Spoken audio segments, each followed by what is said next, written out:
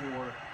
And both these programs and coaches have had something in common over the last year and a half. We all know how Hurricane Ida has affected LSU. They were on the road for an entire week. Well, this was 2020, the fall of 2020.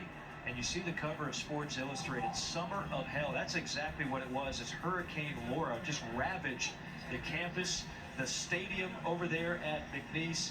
They had a situation where you had players just looking for living quarters. They couldn't even think about football activities. Fortunately, the FCS season did not happen in the fall, so they had time to regroup and get ready for the spring season, which happened in the month of February. And during that time, it was LSU that actually helped sending supplies, whatever they could do to help out McNeese, to help out Frank Wilson and his young men to get through that excruciating time. Growing up, born in Beaumont, but growing up in Houston, Texas, having family all over Louisiana in these parts.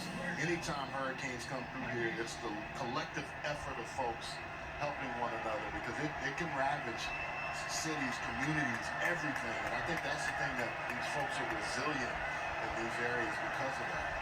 It's the 10th most powerful hurricane to ever hit North America, as that'll be a first down on a 3rd and 3 for McNeese. For more on that story, let's check in with Taylor.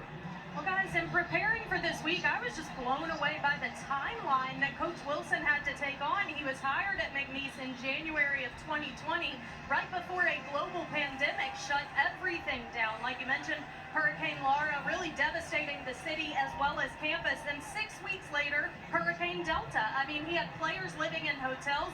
Their field and field house were flooded.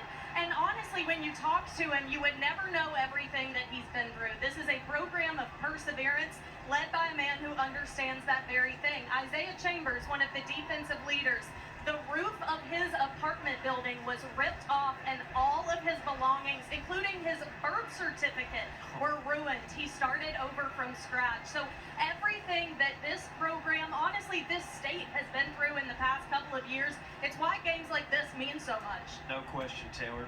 Great stuff. You had players living in cars. I mean, it was just pure bedlam for the entire McNeese community. I was talking to their SID, and by the way, let's give some love to the Burnett brothers, both representing each respective school. LSU and McNeese both have been very helpful throughout this week, but their press box back at the football stadium has been condemned. It still can't even be used. Some of the other athletic facilities on campus at McNeese still are damaged. There's millions upon millions of damages with the campus and the athletic facilities at McNeese. So they're still recovering from the hurricane. Speaking of the Burnett brothers, how about Michael and Matthew? And of course, there's Pops Lewis Burnett, 46 years at McNeese State. And I call McNeese State because that's what they were back when Lewis was there. They're now known as McNeese, but both Michael and Matthew do an exceptional job. They've been great with us all week. Yeah, let's hope Charlie Zeno is okay. He went down on that play.